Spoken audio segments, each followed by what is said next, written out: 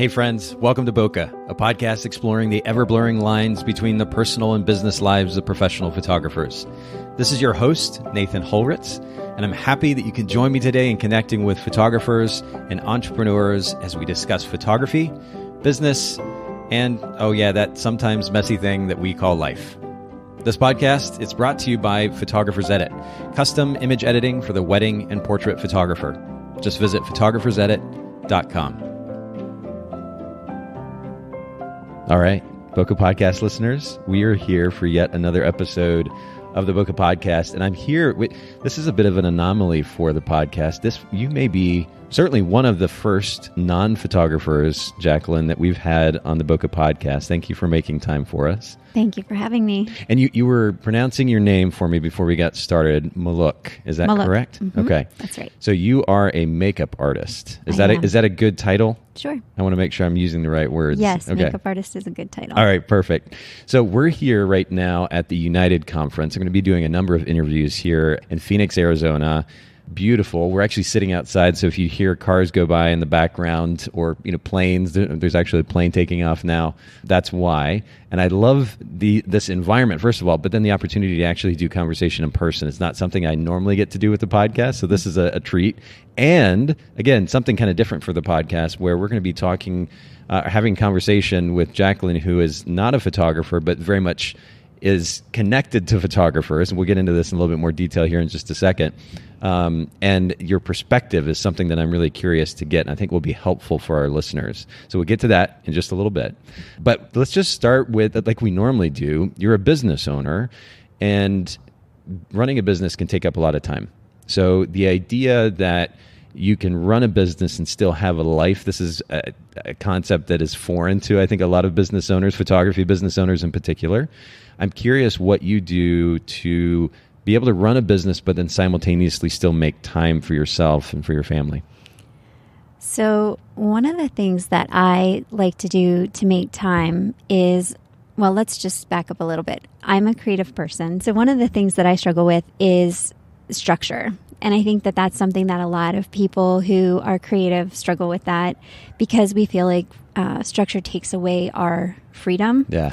I think it's natural, this human tendency to fight that idea that somebody else somehow has, or something has some control over how you want to live. That's right. Yeah. And what I find is if I make a plan before I go to bed, if I plan out my next day, that's what's actually going to help create more freedom, not less. So, and that's something that I struggle with it a lot, but I realize that if I do make a plan the day before, I get so much more accomplished. So my tip, as I guess you would say, is definitely if you can, make the time to make a plan for the next day, because it really does help. That totally makes sense. So I love this because it is an idea that we've talked about on the podcast before, and that is the notion that being a business owner and innate to being a business owner, I hope, is having a little bit of structure, a little bit of discipline, is not mutually exclusive with creativity, that you can actually have both. And more specifically, the very idea that you're promoting, which is a little bit of structure actually creates space. Instead of this kind of haphazard existence where you're constantly reacting to everything that's coming in, that you actually create some structure, a little bit of organization to your day. So hey, during this time frame, I'm spending time doing this thing. This time frame, I'm doing this thing, and then this time, I'm taking a break. I'm setting my computer and my phone aside, and I'm focusing on. I'm meditating, or I'm spending time with my family, or I'm reading a book, or whatever it might be. Definitely. And for me, actually, I feel some days I map it out hour by hour, and I find that the days that I do that, I get more accomplished than I have sometimes in a week. So it's really important. That's a great point too. And I've noticed that even just the other day, as I was getting ready to come to the conference, I'd basically set some goals for myself as to certain things that I wanted to make sure I got done before I left. Mm-hmm. And when you put yourself in a sort of time crunch where you create a time limit for yourself, it does force you to work a little bit more efficiently and to get that thing done. And like you said, you can be so much more productive as a result. And I think kind of that comes from, creative people tend to be more productive when they are in a time crunch, because they get very resourceful and they I think that brings out sometimes a little bit more creativity. So I think having a structure that gives you an actual deadline for something sometimes will help you to release more creativity. It's a good idea. And I can't encourage our listeners enough to really take and at least try this idea out. Because I think there is a natural apprehension, as you pointed out, about the idea of structure and maybe even kind of a sense of your day being micromanaged. I mean, the idea of planning hour by hour seems a little bit intense. It does. But the fact that it can translate to a certain level of productivity, which may not be the norm, which then means that you have, maybe you could even set aside a whole day for shooting or some creative project, or just, again, going out and sitting by the pool. Although I know we're in winter technically, or fall. Late fall, Yes. technically. Where I live back home, it's starting to get pretty cold. Here in Arizona, it'd be nice to sit out by the pool. Whatever it is that you might enjoy doing, reading a book, spending time with significant other, or family, or otherwise, taking advantage of the opportunity as a business owner to create that kind of space for yourself that a lot of people don't have the privilege, especially if they're working a corporate job, to have that kind of freedom, to be able to have that time. I think it's great. I think this is a really balanced approach. And we're going to talk a little bit more about your creative tendencies, especially when it comes to makeup here in just a second. But I appreciate you sharing that technique for time, that tip for time. Speaking of free time, I'm curious how you do like to spend it. I mean, I was throwing random ideas out there like sitting by the pool or reading, but how do you like to spend your time? So I am very family oriented. Okay. So I like to spend my free time with my family. I have 4 kids and a husband, so I stay Awesome. very busy with that. But I also have an extended family that's close by. So we like to get together. Every Sunday we go to my parents' house and have pizza. So it's a family tradition. And so I do really enjoy those times where I can actually just relax, play a game with my kids, make a meal with my husband. I am not the chef, he is, but Okay. I like to spend time with him. So Yeah. being in the kitchen with him is a nice way to spend my free time. There is something about, I love making a meal with my girlfriend as well. You get some wine, put some music on, Yeah. a little bit of dancing here and there, something about making a new recipe, which can be a lot of fun too. I love that. Do your kids join the party when it comes to making food? Okay. Sometimes they do. We used to do that a lot with our older 2 kids, but our younger girls are they're starting to do a little bit more of that. I love that. That's really cool. So something random about yourself. This is kind of a fun question that we ask here on the podcast. Most people maybe wouldn't know, at least if they went to your website or otherwise, that they wouldn't find out. What is something totally random about you, Jacqueline? Okay, so when I graduated from high school, I actually went to nursing school. Really? And Okay. yeah, so I started out in that. And it was because I had people suggesting what I should do.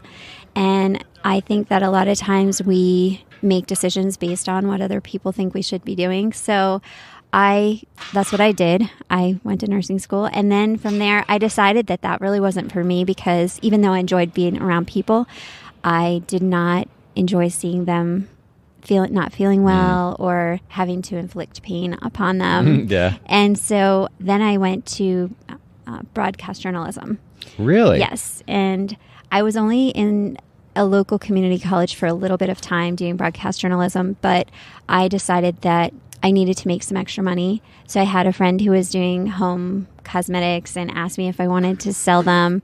And so I tried that, and that's when I actually stumbled into the world of beauty, and I kind of never looked back after that. Wow. Okay. Yeah. So, but this path to beauty was a relatively long one. I mean, what was the time frame between, when you started in nursing, and then moved to, we got to beauty. What was that time frame? So it was probably a period of about 2.5 years. Okay. Yeah, so I did nursing school for about 1.5 years, and then I went into broadcast journalism for about 1 year. And then in that process, I discovered beauty and decided to go to cosmetology school. And it was quite a long journey after I went to cosmetology school to get to where I am today. Okay. Yeah. But and we'll get into that here in just a little bit. But I think there's something to be said too for at least trying your hand at different things to land on the thing that you end up spending your life doing, maybe. Because you can say, well, you know what? I at least tried this thing. I tried this thing. I know this is what I want to do. Well, and I think one of the things that's also maybe a not well-known fact about me is that whenever I started in beauty, I never imagined that I would spend the rest of my life doing it. Interesting. I think a lot of people find something and they just know this is what I want to do for the entire rest of my life. And for me, it wasn't that. It was just a real growing process. Yeah. So I can see that. For me, entrepreneurship is the draw. I've been in the photo industry now for close to 20 years, which is crazy to say. There's something, though, about the photo industry that really draws me in. We're at this conference right now, and the most appealing element of this conference to me is the community. And the idea of getting out of the industry and missing out on that, I don't know if I could handle that. Right. Entrepreneurship is what drives what I do, or the desire for it, the enjoyment of it. But ultimately, the community has just been incredible. And so I can see myself in the industry for the foreseeable future at this point. But I also know what you mean, where I don't know, I think there's, at least for somebody like myself, maybe you can relate to this, there's this notion of wanting to know the future. It brings a sense of calm and stability and control ultimately, right? But I think it's okay not to know. Mm-hmm. And you take the step knowing what you know in the moment. You go ahead and make the decision, make the move then, understanding and being okay with the idea that it doesn't have to be all figured out and planned out and perfect, that you can just take it as it comes and make adjustments and course correct as necessary. Mm-hmm. I think there's something wonderful about that. I think that is something that is really important, but it's hard. It's hard, especially when you like to be in control. It's true. And you like to have control of things. And I think sometimes it immobilizes us because we feel like we're going to do this because it's going to produce this result. And when it doesn't, then we do have to readjust. So being flexible is also very important. But I do think that what you're saying about doing, I always say, sometimes my mom will say things to me like, well, could I have done this better or could I have done that better when we were growing up? And I say, well, Mom, you did the best you could with what you knew at the time. Yep.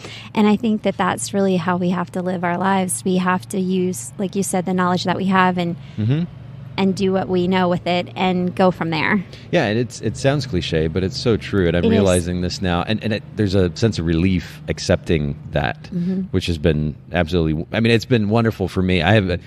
Because of my background, I'm very much the perfectionist type. And so the idea of knowing that things are exactly what they, quote, should be, which is, of course, in and of itself a misnomer, but that was just a tendency that I had. So kind of letting go of that and going with the flow more is so much more enjoyable. Definitely. I'm curious what an impactful book, a particularly impactful book, has been in your life. Well, I would say that the most impactful book in my life has been the Bible.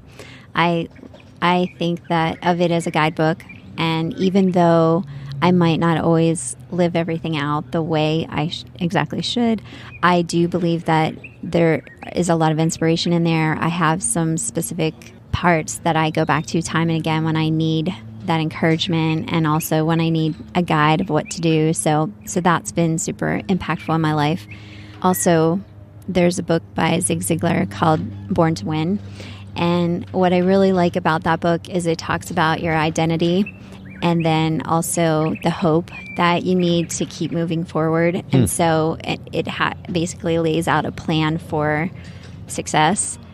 When you say hope, are you talking about the idea of motivation, like what drives you? Yes. That's so huge. It is huge. And the cool thing about that book is I read it many, many years ago.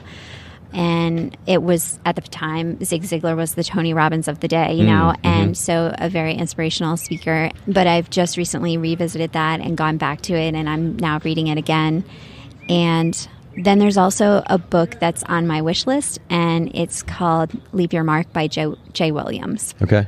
Well, we'll make sure, I mean, obviously everybody knows where to find a Bible, but we'll make sure to link to the other two books in the show notes for those who are curious. And by the way, for those of you listening in, bokehpodcast.com, BOKEH podcast.com, while you may be listening to this podcast on a podcast app, that the show notes that we have at bokehpodcast.com are a massive, massive resource. We're close to 200 episodes now, and there's so much information in each of these episodes. And Haley so wonderfully puts together these show notes. So make sure you check it out, bokehpodcast.com, and all of the resources and books and so forth that we mentioned today. You'll be able to check those out there. But let's talk about your business. as a makeup artist. Sure. You mentioned a little bit of the backstory earlier, but talk to us about how long you've been in business and what that whole process of getting started looked like for you. So I have been in the industry since 1990. Okay. So that's a pretty long time. A little bit. But I actually started out working in a salon for someone else, and then I opened my own salon, and I had my salon for 23 years. Wow. And last year I closed in April and decided to focus on special occasion full time. Okay. And I've had a special occasion team since 2007. Okay.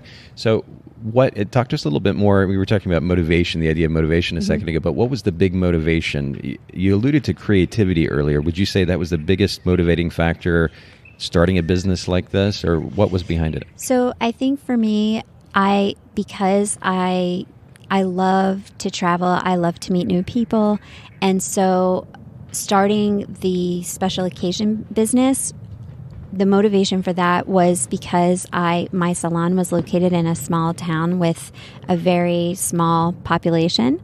And so I was seeing the same people over and over again. And although I loved them and I loved the relationships with them, I did long to get out and meet new people. And so I started doing weddings on site and just slowly build up a team of girls that would come along and do that with me. And then most recently, I have started working more closely with photographers on my own. So my team is still doing what we've been doing for the last 11 years, but I am actually trying to build even deeper relationships with photographers and be more of an on-site presence during an event. And we're going to get into the relationships with the photographers a little bit more in depth here in just a second, but there are a lot of makeup artists out there. Yes, there are. What is your business's brand position? I mean, you're in a similar boat that we might be in the photo industry, and that there are a lot of photographers as well. So we talk about this idea of brand position a lot on the podcast. It's important to figure out ways that we can set ourselves apart from other photographers. I'm sure you're in a similar boat with makeup artists. So what is your business's brand position, and how do you effectively communicate that to a potential client? So we talked a little bit about values earlier. I was talking about Jay Williams' book, Leave Your Mark, and Jay has influenced me a lot with talking through his seminars about values. And so we sat down and we came up with a list of values for Beautiful Dream Team. And those values included dedication, professionalism, teamwork, and education. But teamwork is really, really important because it requires working together with somebody to meet a common goal. And I think for me, that is really what sets me personally, and hopefully our whole team, apart from a lot of other makeup artists, because a lot of makeup artists want to come in, do the job, collect the money, and leave. We want to actually work together with the photographer, with the bride, to create this basically like a vision, not necessarily just, okay, we're going to do our separate thing and leave and go. We're trying to consider all aspects while we're there. Okay. So, and by the way, you mentioned Beautiful Dream Team. That is your website. So for those of you listening in, make sure you check out Jacqueline's website, beautifuldreamteam.com. This idea of what kind of popped into my mind was the word experience. We talk a lot about experience here at the podcast, but the notion of somebody just jumping in, doing the job, and walking away, I think it's interesting because in modern culture, I think less and less you're able to get away with that as a business owner, because people are so in tune with the idea of a better experience, a better service, and you're playing to that very idea, which is interesting. But even more so, you're not just considering your team, you're looking at the other vendors there on site as part of the team that's providing this overall experience to the client. And I think that is what differentiates us, because we're not just looking at it from a makeup artist or beauty standpoint only. We are realizing that at least I, as a business owner, do realize that, and I've had production experience, so I think that has been helpful as well. But I think realizing that it's a bigger picture than just putting on some blush and doing someone's hair. It's deeper than that. Well, and it's not just about us, right? In the end, it's not about us at all. And making it about not only the client, the other people in the client, but also those that we're working with there on site. it makes it a better experience for everyone involved, which is so important. And it seems to go without saying, but I think that's forgotten a lot about in business. So I love the focus that you have on that. And we're going to get, again, into more depth about this experience and the relationships that you've created, particularly with photographers, in just a second. But I am curious, this is something that we ask in the podcast quite a bit. Well, what's the toughest lesson that you've learned as a business owner so far? And what have you learned from that? What have you taken away from that and applied to how you run your business? I think that the toughest lesson that I've learned, and I've been doing this for a long time, so I've had a lot of lessons, obviously. And I think we get a new lesson each time we do something. But I think that the hardest thing for me to remember is that the hardest thing that I've learned is people are not going to be a copy of me. I've never really liked it. I've kind of cringed when people say they do want to be like me. I think partly because I know there's so many flaws there. But I think that when we bring people onto our team,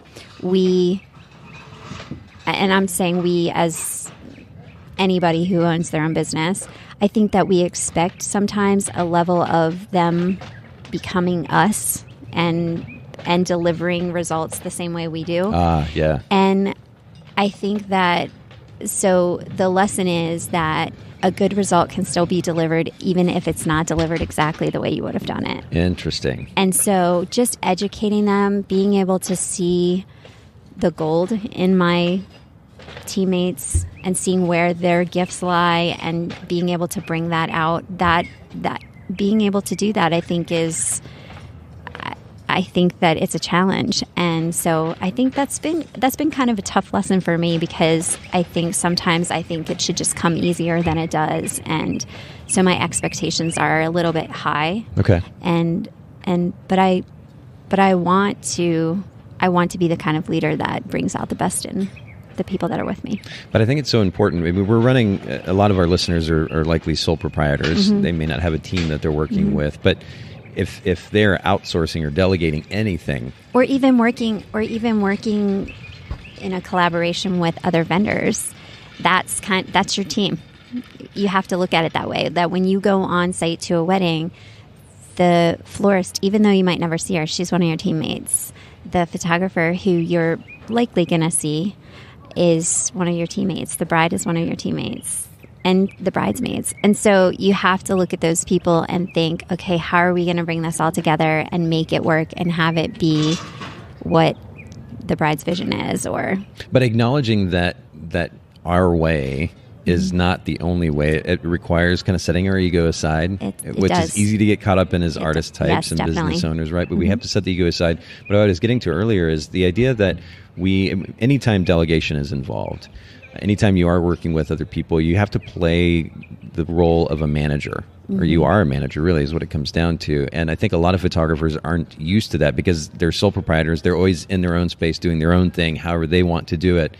And the process of communication that is required in delegation and being a manager is a little bit of a foreign concept. And so, first of all, learning how to effectively communicate what it is that you want done to somebody else is important. But then secondly, and to your point, and I think it's a really good one and extremely relevant, certainly to our business at Photographers Edit, but just in general, when it comes to delegation as a business owner, setting aside your preferences at times for the sake of, the sake of the realization, which is that your way is not the only way, I think is really, really important lesson. And it's a good reminder. So I appreciate you bringing that up. Let's get into this relationship that you've continued to refer to with photographers, because this is interesting. And I think I love the word perspective. I've gained personally, just in my personal life, so much perspective over the last 8 to 10 years or so. I've learned a lot. Perspective is everything. And what I wanted to do today was to bring your perspective as a makeup artist, talking a little bit about how we can have a better relationship as photographers with a makeup artist, to bring that perspective to our listeners. And so I appreciate you making time to do this. But how many, just for the sake of perspective, speaking of, how many portrait sessions or weddings have you done makeup for over the years at this point, would you say? So if we were going to lump together the portrait sessions and the weddings, I'm going to guess, I haven't kept track, but I've probably done around 600 weddings. Wow. And then productions, individual, like productions for film or commercials, photo shoots, that kind of thing. I've definitely done a couple hundred of those. So I don't know exactly, but I have a little bit of experience. Well, and that's really what I wanted to highlight here is you bring a lot of experience to the table. You've worked with a lot of photographers as a result. And so this relationship with a photographer is something you're quite familiar with.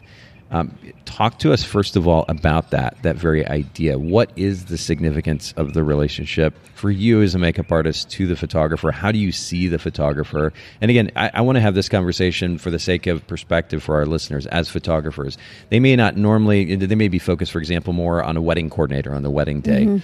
But I really want them to think about how they can better interact with a makeup artist. How do you see the photographer? So I think one of the things that I was thinking about when I thought about our conversation was sometimes photographers will come in and look at us as the glam squad or, and they don't take the time to say hello, shake our hand, introduce themselves. Okay. We all have names. And they have names too. You're not just the makeup artist. I encourage, right, exactly. And so I'm Jacqueline Malocu and I happen to do makeup, So I think that is just on a very, very basic level. I know it sounds kind of silly, but I think just taking the time to introduce yourself, it only takes a second. Yeah. And, I try to encourage all of our girls to do that, but I always make an effort to go right up to the photographer and introduce myself because I know they're capturing images of all my work. Mm-hmm. So if I want to see any of that, I have to make sure that I make a connection with them. So that's just super, super basic.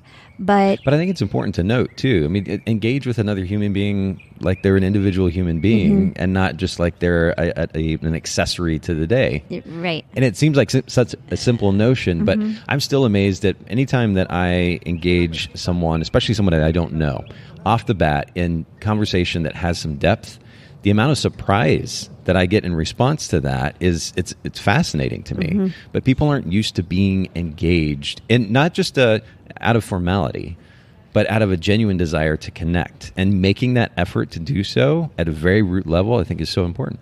And I think that some of what you're talking about is so important because I think we spend so much time not being connected because of our devices. They're so close at hand all the time, and we're constantly looking at that. So actually to look somebody in the face and talk to them face to face and realize that may be the only face-to-face contact that they have had in a long time, I think that that's really important because if you think about it, it makes you realize that is what could have a really big impact in someone else's life. It's a great starting point, but you're right. Like you wouldn't think that something so simple could make such an impact, but just making a genuine effort, wholehearted effort at connection, and ideally with some depth. That surface level conversation stuff, it just happens so much, and it becomes robotic and kind of automatic. Definitely. And there's very little effort that goes into it. You say, hi, how are you? Fine, how are you? And sometimes you say, how are you 3 or 4 times and don't even realize that you've done it because you're not really focused in the moment and listening to the person's response. I think that one of the reasons that we don't get that from photographers, and I'm kind of like jumping off subject, and I think maybe this is something you were going to touch on, but I think one of the reasons we may not get that from photographers when they arrive is because if we are still working and they're expecting to shoot when they get there, that can kind of take them aback because we're not done with our job and they're ready to start theirs.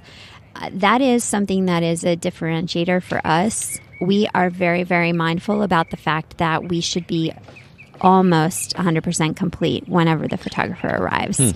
And if we're not, most of the time it's because our bride was late or the mother was being difficult or the bridesmaids were giving us trouble. So I think that that's something that photographers maybe need to think about when they arrive. Like maybe that was the case. If they work with someone consistently who's late, obviously they're not going to be happy about that. But I think that instead of just assuming, oh, they don't respect my time, they don't care that I have to start, maybe just think about the fact that maybe something went wrong for them and they're doing their best to get things moving so that I can do my job. Empathy. Yeah. Very, very root level. I mean, Definitely. we deal with this all the time as wedding photographers or portrait photographers for that matter, that something happens out of our control as the photographer, in your case, the makeup artist. It's on the client. There's little you can do about it. So just having a little bit of empathy in that is important to the interaction, right? Just again, as if you're about to create a relationship of some kind, even a simple relationship with, or the beginning of a relationship with a makeup artist, a little bit of empathy innate to that interaction is so important. Definitely. That's really great. Talk to us a little bit about the collaboration, though, because we're talking about how to begin a relationship. Empathy is important. I mean, just engaging somebody like a fellow human being who has various needs emotionally or otherwise, but ultimately wants to connect, wants a connection. Engaging with them as such is important. But when you're talking about the idea of working with a makeup artist, I mean, as photographers, I know that I'm going to put a lot of importance on, or place a lot of importance on what the makeup artist is going to do for the look of the bride, because that's going to translate to, or for the look of the subject, if it's a portrait session, that's going to translate to the imagery. What is your experience with photographers when it comes to this idea of working together, collaboration? So I think that a lot of photographers, when they're approached by a makeup artist, a lot of photographers will be intrigued, because a lot of times makeup artists don't make that effort to have the relationship with the photographer. So that's something I'm kind of trying to work on in the makeup artist world, trying to reach out to them and let them know that when we are in a collaboration, it is super important to build that relationship with the photographer. Once you apply makeup to the bridesmaid's family, whoever's getting makeup done, do you usually leave at that point, or do you stay around during the day? So that's one of the things that I'm personally working on that this year, launching a new service for photographers. I've been marketing it to brides, but brides sometimes don't see the importance of having someone stay with them throughout the day unless they're planning a big hair change or makeup change for their reception. So for a photographer, what I would like to offer is have a service where I'm actually on site as their assistant, as their production assistant. But I'd also be hyper focused on the beauty aspect of it for the bride during those session photos, like the posed photography and things like that, because sometimes you get one photo of grandpa and his hair sticking straight up in the air, but you didn't notice it because the kid was screaming in the front and you were focused on trying to get him to look at the camera. And so I think sometimes just having that extra person and that extra set of eyes there is really great for photographers to have that. And so I would like to work as a detail manager and be there just to help with that portion of it through the day. This is an interesting idea. I mean, photographers have assistants from time to time that might help with gear, or maybe occasionally adjust the bride's dress, but to have somebody that's focused specifically on making sure that those pictures are going to be pretty, like that is their only focus, that'd be pretty brilliant. Yeah. So I think it's a great business idea. Yeah. Especially if it's at a price point that's affordable either to the bride or to the photographer or both. I think that would be really interesting. Well, and a lot of brides will purchase our package for us to come beforehand, and then, like I said, we leave them touch up lip color, but it doesn't account for if something happens with their dress and they need it pinned, or if somebody comes and really smudges their lipstick, or it could be any number of things. But so we do offer that, but sometimes brides don't foresee the value in that, and I think that connecting with photographers, even if it's just a standpoint of education, so that they can educate the brides that, hey, it is pretty important. If you want these images to look great, having somebody there who can touch you up throughout the day might be a great thing for you to have. And if a photographer sees a value in that, perhaps it's not even something that the bride is going to purchase, but maybe the photographer would have it in their package and they could pass that along to the bride. That's a really, really great idea. I'm 110% behind it. Thank you. I think it's really great, though. But I want to go back to kind of some of these talking points. And they're simple ideas, but important, again, for the sake of perspective for photographers who are listening in. First of all, the significance of just actually making an effort at a relationship, treating that makeup artist not as the makeup artist, but as an individual, engaging with them as such. I think it's so important. Understanding the significance of the collaboration, and more specifically, the importance of communication. I love this idea of actually having a conversation with a makeup artist about how the color palette for the day is going to translate to the photos, and how that then also translate to the way that the photographs look in conjunction with the details that the bride had taken so much time to plan and think through. I mean, this is a really interesting conversation that, as a wedding photographer for over a decade, I never would have thought that was even an option. So I love this idea. And then understanding, too, that there's something else that you mentioned to me ahead of our conversation, which is the significance of timing. Right. And I'd love for you to kind of communicate, or to share your thoughts on this. You alluded to this earlier. I mean, the importance of empathy when it comes to understanding that the makeup artist is dealing with the same variables that are out of your control as we are as photographers. I think that's a great starting place. But talk to us a little bit more about timing and how that relates to your relationship with the photographer. So one of the things that I've learned over the years with timing is that if we're doing a wedding party, now obviously if this is a little different if we're just dealing with a bride or a very intimate wedding or elopement or something like that, but if we're dealing with a wedding party that is the bride plus 2 moms and 5 maids, we will bring the number of people on site that can accommodate that number in a set amount of time. But I think one of the things that is so important for timing is that the photographer conveys to the bride, because I don't know what it is, but sometimes when it comes from the photographer, I think it seems a little bit more impactful, important. Okay. And yeah, impactful is a nicer word, I guess, than important. But I think that if the photographer can say, trust your makeup artist on the timing, like if they told you that you need to start at 6 a.m. for a 2 p.m. wedding, interesting, then trust them.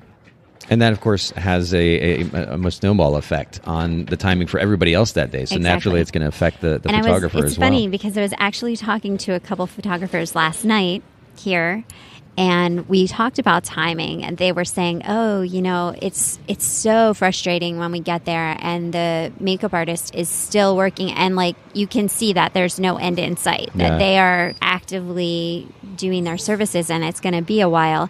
And I said, one of the things that we do is we try to educate our brides up front and say, we need 4 hours of your time. And if your photographer is arriving at this certain time, we're going to give ourselves 30-minute buffer. And then our 4 hours starts before that. So we actually want to be finished 30 minutes before the photographer arrives. That's our goal. Wow. And a lot of times they will ask us, can you stick around and do a couple touch-up photos at the end and things like that? And of course we will accommodate that. But I think that another thing that this just kind of popped into my head, but one thing that might be helpful to photographers is even if you just find out who the makeup artist is and reach out to them before the wedding. Yeah.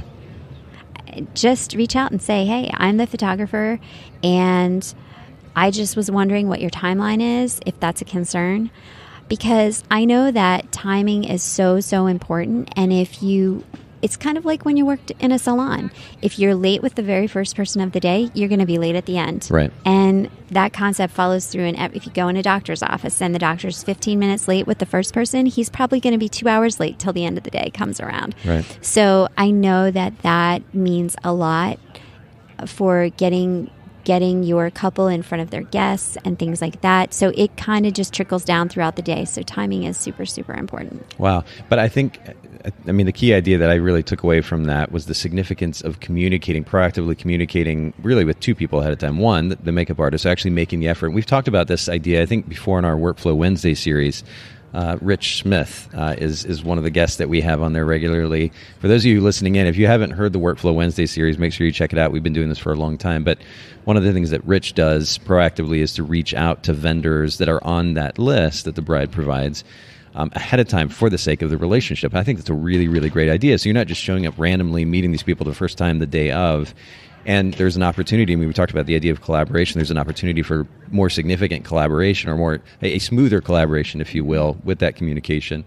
But then you talked about the significance of communicating the importance of the timeline when it comes to makeup with the bride ahead of time, kind of encouraging that idea, because maybe she will pay a little bit more attention to the photographer because of her perspective or because of his perspective. And so the idea of emphasizing that, the importance of timing with the bride ahead of time, especially with regards to the makeup, because it really does start the whole day, and then everything kind of has a domino effect from there, right? It does, yes. I think that's really, really great. These are really practical ideas, and I'm sure that we could get into way more depth with this topic. For those of you listening in, you may have heard kind of background noise. They're actually getting ready for lunch around us, which is what all that noise was for. So we don't have a whole lot of time left here, but what I'd love to do is maybe share with our listeners again where you are online, social media, so that they can maybe potentially reach out to you if they have questions about how they can better collaborate with makeup artists in their market, that they could do that. Would you be willing to do that? Of course. So the website is beautifuldreamteam.com. Okay. And if you go to the contact page, you can send me a message through there. It will go to my assistant, but it will come to me eventually. Perfect. And you could also email me at Jacqueline@beautifuldreamteam.com. That comes directly to me. And my Instagram, my personal portfolio on Instagram is at Makeup for Weddings. And the 4 is the number 4. Okay. Yeah, so that's pretty much it. Perfect. I mean, and if you want to read about me, there's a little about page on our website, so you can read about me and all that good stuff. Well, I really appreciate you making time for us today amidst all the craziness too. I'm honored to be here. Perspective is huge. And there's endless perspective to be had. Certainly as photography business owners, it's wonderful to have the perspective of a makeup artist. Kind of a different thought process. To have that on the podcast today has been really wonderful. So thank you for making time for us. Thank you, Nathan. Thanks so much for listening to the Bokeh Podcast today. Will you let us know what you think by leaving a review of the podcast in iTunes or maybe in the Apple Podcast app? And I'd love to hear from you personally with your thoughts about the podcast, maybe suggestions about future topics and guests for the show. My direct email is nathan@photographersedit.com. The Bokeh Podcast is brought to you by Photographers Edit, custom image editing for the wedding and portrait photographer. Just visit photographersedit.com.